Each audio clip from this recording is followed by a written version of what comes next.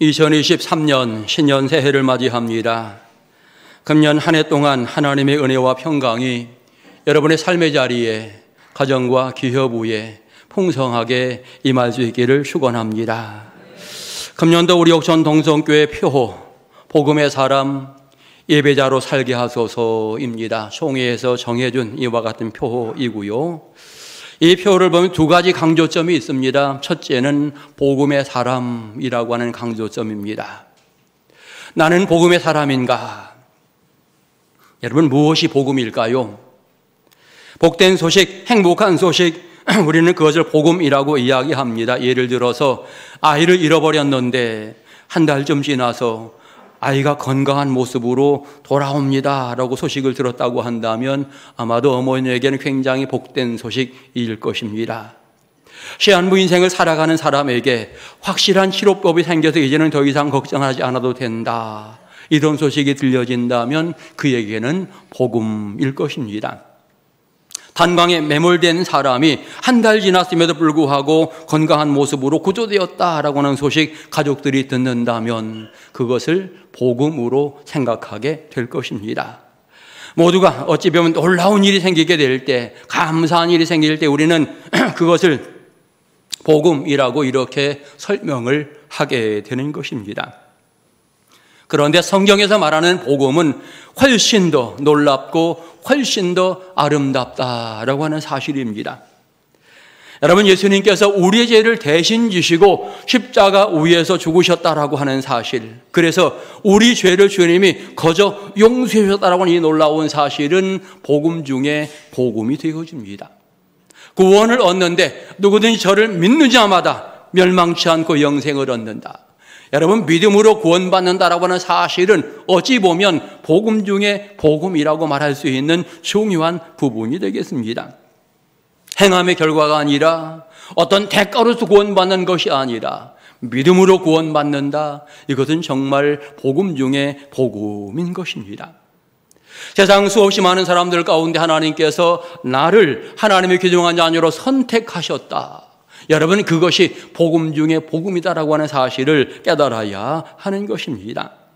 무작정 우리를 사랑하시는 하나님의 놀라운 사랑, 그 사랑의 소식을 들을 때마다 그것이 바로 복음이로구나 우리는 분명하게 알게 되는 것입니다. 결국 온 인류의 복음, 예수 그리스도 온 인류의 복음이다라고 하는 사실을 깨닫게 되어지면서 복음의 사람은 한마디로 예수님과 연결된 사람, 이렇게 표현할 수 있는 것입니다. 여러분, 중세기 종교개혁 이전의 사람들은 어찌 보면 진정한 복음을 맛보지 못하면서 신앙생활하였다, 이렇게 평가할 수밖에 없습니다. 왜냐하면 그들은 예수 없는 구원을 이야기했습니다. 행함으로의 구원.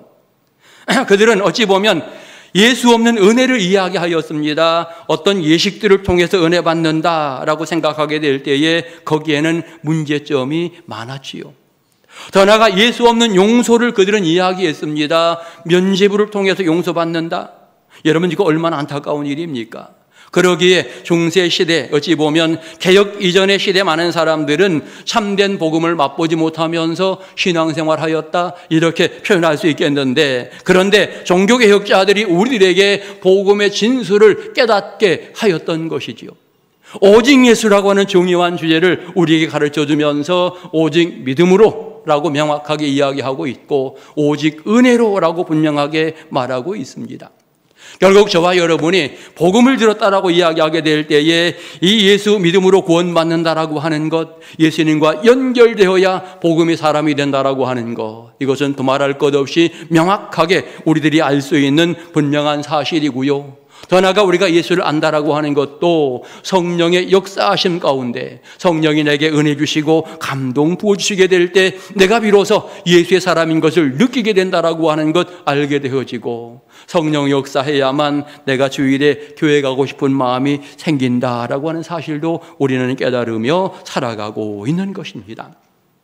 확실한 것은 예수님과 연결되지 아니하면 그 어떤 은혜도 그 은혜도 가짜 은혜, 예수님과 연결되지 않으면 축복을 받아서도 가짜 축복, 예수님과 연결되지 않았다면 믿음의 사람이라고 아무리 이야기해도 가짜 믿음이다라고 하는 사실을 우리는 알아야 하는 것입니다. 예수님과 연결되어야만 참 복음을 가진 자인 것입니다.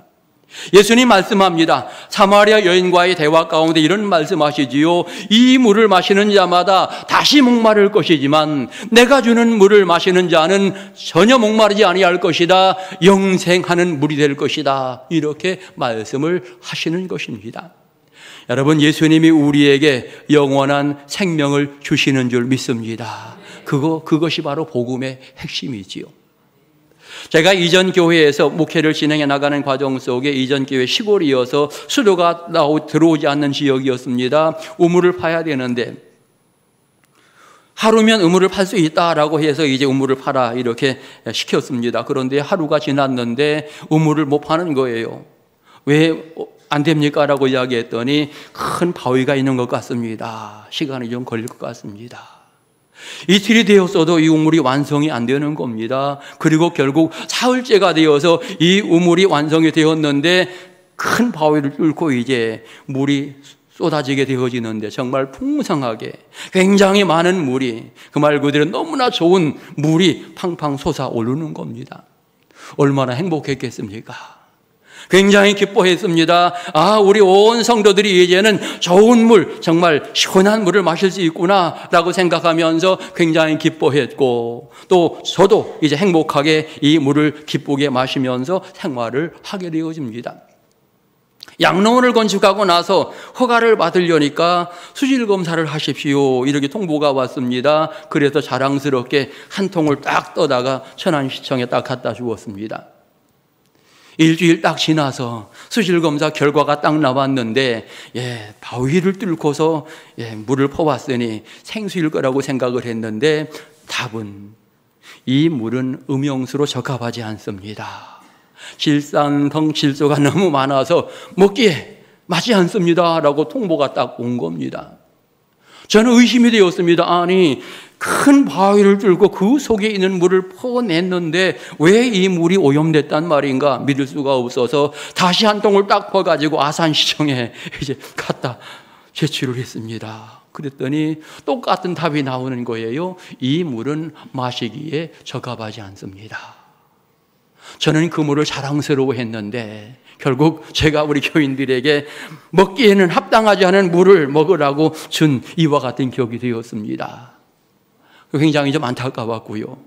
그리고 나서 이제 양로원을 운영해야 되기 때문에 물이 필요합니다. 그래서 제가 생각하다가 생수, 약수를 떠다가 주면 되겠다라고 생각을 했습니다. 그래서 진천 쪽으로 가다 보면 40분 정도 차를 타고 가면 좋은 약수, 유명한 약수가 있습니다.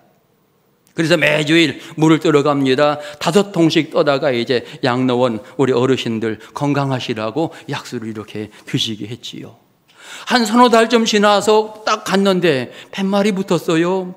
이 물은 마시기에 적합하지 않습니다.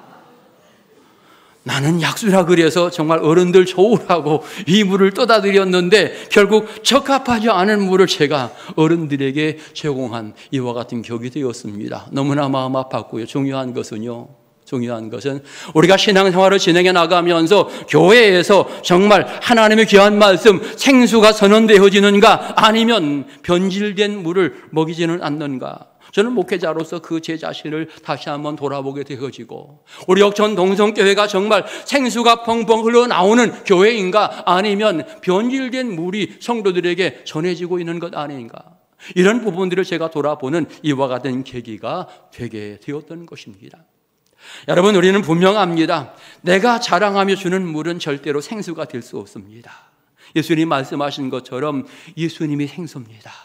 예수님이 주는 그 물을 주어야 성도들이 영생하는 이 물을 누리게 되어지고 영원한 삶을 누리게 되어지는데 때때로 많은 사람들 자기의 어떤 교만함에 빠지면서 내가 주는 이 물을 자랑하는 경우가 많습니다. 어떨 때에는 교회로 말하면 교회 전통이 중요한 것 같지만 잘못되어지면 전통은 변질될 수 있어요.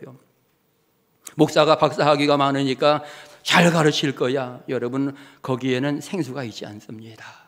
목회자가 경험이 많아서 잘할 거야. 아닙니다. 거기에는 경험 속에는 생수가 변질된다라고 하는 겁니다. 적어도 예수 그리스도 유일하게 그분이 우리 모두에게 생수이다라고 하는 사실을 분명히 깨달으면서 오늘 여러분은 예수님과 연결되었습니까? 예수님 믿습니까? 확실하게 내가 예수를 믿는다라고 고백하면서 주님과 연결될 때에 내가 복음의 사람이다라고 하는 것을 비로소 알게 되는 것입니다. 예수 없이는 복음이 없는 것입니다. 오늘 여러분 예수 그리스도의 귀중한 자녀로 믿음 신행해 나가게 될 때 날마다 내가 예수님과 연결되었으니 내가 복음의 사람이로구나, 내가 생수를 맛보는 자이구나 생각하면서 여러분 확실하게 또 신나게 믿음을 신행해 나가는 복된 성도들 될 수 있기를 축원합니다. 이 주제, 오늘 우리 1년 표의 주제의 두 번째 주제는 예배자로 살자입니다. 예배자로 살자. 복음의 사람은 반드시 예배 생활을 해야 된다라고 하는 거지요. 예배 생활은 신앙인들에게 아주 필수 덕목인 것을 분명하게 알 수가 있는 것입니다. 로마서는요, 전체적으로 보면 1장에서 11장까지 교리적인 부분을 좀 더 많이 다루고 있고요. 12장에서 마지막 장까지는 이제 행함의 부분을 좀 많이 다루고 있습니다. 특별히 이제 12장부터 마지막 부분까지는 복음을 아는 사람들이 어떻게 살아야 할까? 복음을 가진 사람들이 어떻게 신앙생활을 해야 될까? 이 부분을 정확하게 여러 가지 내용으로 가르쳐주고 있는데 여러분 오늘 말씀을 들으면서 금년 한 해 복음의 사람으로서 정말 아름답게 행할 일들을 생각하시고 잘 실천하면서 믿음 안에 승리하는 복된 성도들 될 수 있기를 축원합니다. 첫째로 복음의 사람 어떻게 살아야 할까? 예배하는 삶이라고 성경은 말합니다. 이렇게 표현했습니다. 너희 몸을 하나님이 기뻐하시는 거룩한 산 제물로 드리라. 아주 명확하게 성경은 말하고 있습니다. 산 제물, 어찌 보면 구약시대 죽은 제물과 연관지을 수 있는 이와 같은 부분이 되겠습니다. 구약시대의 제물은 사실은 죽은 제물이죠. 심성을 잡아서 드리기 때문에, 곡식을 빻아서 갈아서 그것을 전병 만들어 드리기 때문에 구약시대의 제물은 죽은 제물입니다. 그럼에도 불구하고 구약시대의 제물을 하나님 기쁘시게 받으셨는데 중요한 사실은 거기에 성도들의 정성이 들어가 있다라고 하는 겁니다. 거기에 성도들의 마음이 들어가 있기 때문에 하나님은 그 죽은 제물이지만 구약시대의 제물을 기쁘게 받으셨다라고 하는 것입니다. 제물의 특징이 무엇인가 생각해 보면 제물은 완전히 분해되어서 하나님께 드려진다라고 하는 거지요. 짐승을 잡으면 내장을 꺼내고 깨끗하게 씻어서 꼭 필요한 부분 하나님 앞에 드리는 이와 같은 과정들이 있게 되어집니다. 불로 태우든지 삶든지 이와 같은 과정들이 거쳐지게 되어집니다.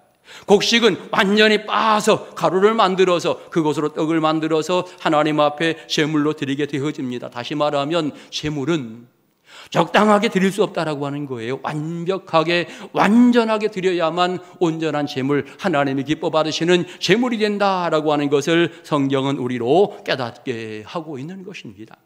그러므로 오늘 저와 여러분이 하나님 앞에 예배하는 삶을 산다라고 이야기할 때 이 예배는 적당해서는 안 된다라고 하는 겁니다. 확실하게 내 모든 것들을 다하여서 마음과 정성을 다해서 주님 앞에 드리는 것, 이것이 참된 제물의 모습이다라고 하는 것을 알게 되는 것입니다. 우리 교회가 1,000번제를 드리고 있습니다. 하나님의 귀한 자리에 올 때마다 1,000원씩 하나님 앞에 헌금을 드리는 이와 같은 부분입니다. 어떤 분들은 그럽니다. 그거 헌금 1,000원 드리는 거 무슨 의미가 있습니까? 라고 표현하기도 하고, 솔로몬이 1,000번 헌금한 것 아니잖아요. 이렇게 의문을 던지기도 하는데 저는 이 1,000번제 헌금이 굉장히 중요하다 생각이 되어집니다. 몇 가지 이유가 있지요. 첫 번째로는 여러분 거기에 우리의 정성이 들어가 있다라고 하는 겁니다. 해보시는 분들은 느낄 수 있습니다. 한 번도 빠지지 않고 1,000원씩 드린다라고 하는 거 생각보다 쉽지 않습니다. 1,000원짜리 없을 때가 굉장히 많아요. 생각보다 쉽지 않습니다. 여러분 여기에 정성이 들어가고요. 그 다음에 여러분 이 예물 속에는 우리 내 기도의 제목을 그대로 주님 앞에 아래는 이와 같은 부분이 함께 거기에 담겨져 있는 것이죠.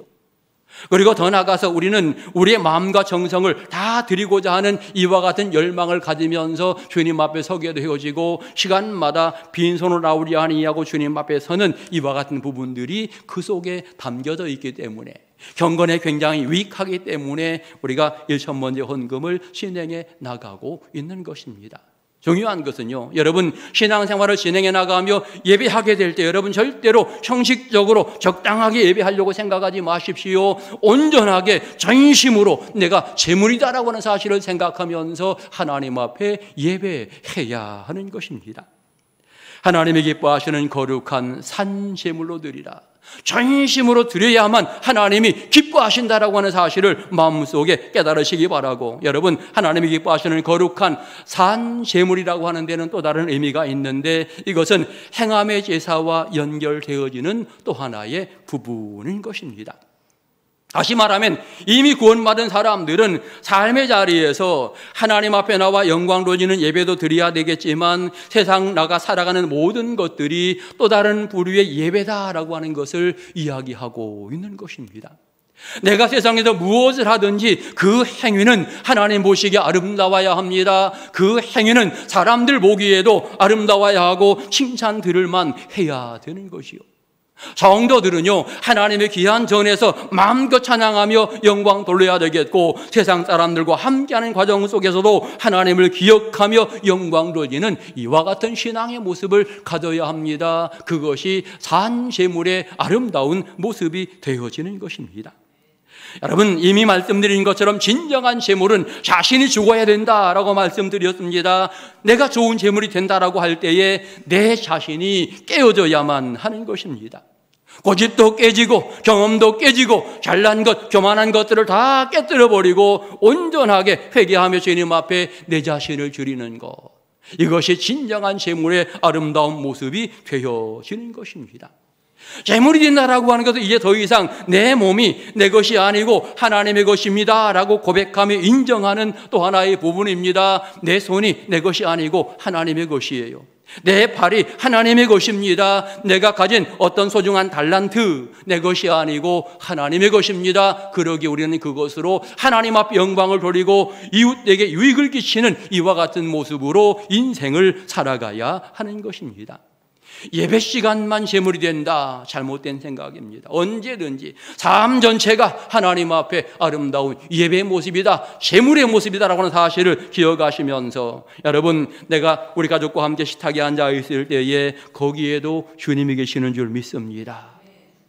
내가 삶의 자리에서 어떤 일을 진행해 나가든지 누구를 만나든지 그 가운데 주님이 나의 삶을 받으시는 줄 믿습니다. 그러기에 여러분 모든 삶의 자리에서도 온전하게 주님 영광 돌리며 살아가는 복 있는 성도들 될 수 있기를 축원합니다. 오늘 성경 뒷부분 10절 이렇게 말합니다. 형제를 사랑하며 서로 우애하고 존경하기를 서로 먼저 하고 부지런히 게으르지 말고 열심을 품고 주를 섬기라, 이렇게 말씀합니다. 결국 이것이 예배의 삶이죠.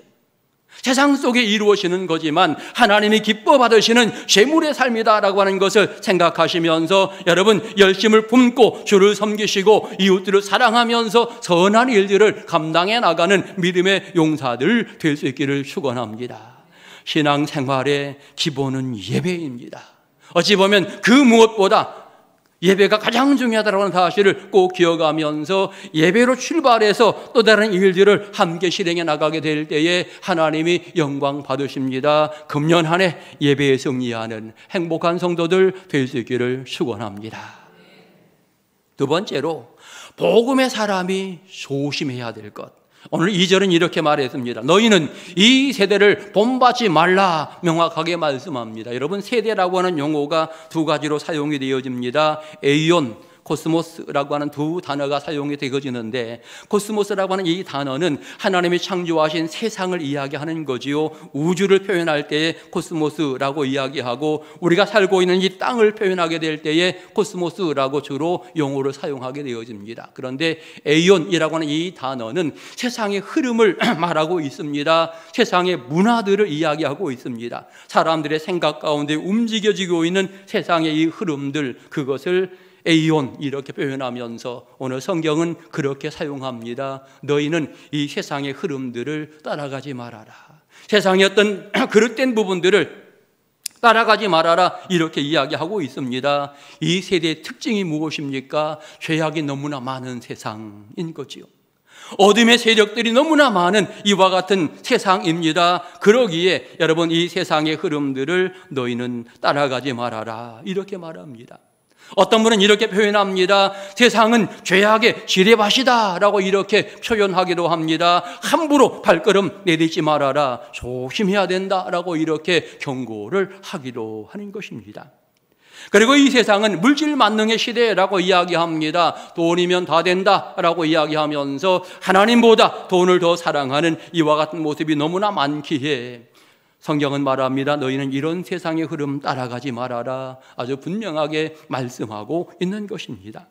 세상은 이기주의가 팽배한 이와 같은 시대입니다. 공동체가 깨어져도, 저 사람이 힘들고 어려워도 나만 잘 되면 된다라고 생각하는 사람들이 자꾸자꾸 많아지는 이런 흐름 속에 있습니다. 이런 세상 따라가지 말아야 합니다. 따라가지 마는 것으로 끝나는 것이 아니라 이제는 이런 세상을 바꿔갈 수 있어야 합니다. 복음의 사람이 이 세상을 바꿔가는 소중한 역할들을 감당해 나가는 것, 이것이 주님이 원하시는 아름다운 일이기에 오늘 너희는 이 세대를 본받지 말라, 이렇게 표현하고 있는 것입니다. 세상 사람들은 경험을 중요하게 생각하고 과학을 중요하게 생각합니다. 의술을 중요하게 생각합니다. 의사가 말하면 굉장히 두려운 마음으로 따르려고 노력하는데, 목사가 말하는 것은 안 해도 돼라고 쉽게 생각하는 경우들 많지요. 어찌 보면 거꾸로 생각해야 합니다. 하나님의 귀한 말씀을 내가 소중히 여기면서 그 말씀 따라 사는 것이 내 인생의 복음임을 깨닫고, 여러분, 우리는 세상 가운데에 세상의 어떤 부분들에 너무 치중하는 것보다 항상 주님 중심으로 살아야 하기에 너희는 이 세대를 본받지 말라, 이렇게 말하고 있는 것입니다. 본받지 않은 것에서 끝나는 것이 아니고 이제는 하나님의 뜻이 무엇인지 분별하라, 이렇게 이야기하면서 그 뜻을 분별하고 순종하라고 명령하고 있는 것입니다. 하나님의 뜻을 분별하기 위해서 우리는 이 시간 예배함이 영광 돌립니다. 예배 시간은 하나님의 뜻을 받는, 배우는 이와 같은 시간이기도 하지요.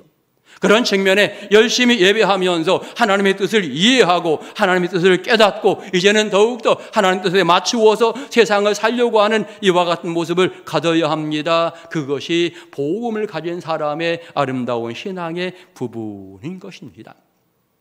세상 따라가지 마시고 날마다 복음, 예수님을 따라갈 수 있기를 축원합니다. 그 다음에 성경은 또 이렇게 말합니다. 너희는 믿음의 분량대로 봉사하라, 이렇게 말합니다. 내 속에 복음이 있는 사람, 예수님과 연결된 사람은 반드시 봉사해야만 된다라고 하는 거지요. 그러기에 믿음의 분량 따라 봉사하라, 이렇게 이야기합니다. 분명한 것, 하나님은 우리에게 사명을 주시고 감당할 수 있도록 은혜를 주시는 거지요. 감당할 수 있도록 시간과 여건을 허락하시게 되어집니다. 힘도 허락하시게 되어집니다. 그럴 때 우리는 열심히 그 사명을 감당하면서 하나님께 영광을 돌려야 하는 것입니다.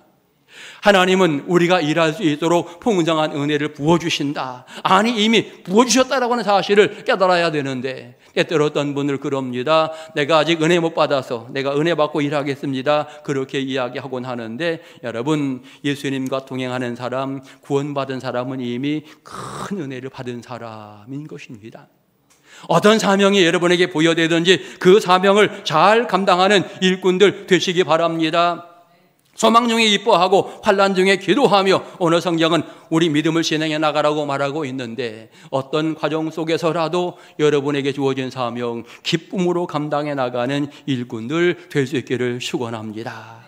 주의 일을 잘 감당하면 믿음이 성장한다라고 하는 거죠. 주의 일을 잘 감당하게 될 때 하나님과 더욱더 가까워진다. 재능으로 봉사하시고 시간 내어 봉사하시고 건강할 때 봉사하면서 여러분의 믿음이 더욱더 확실해지는 복 있는 일꾼들 될 수 있기를 축원합니다.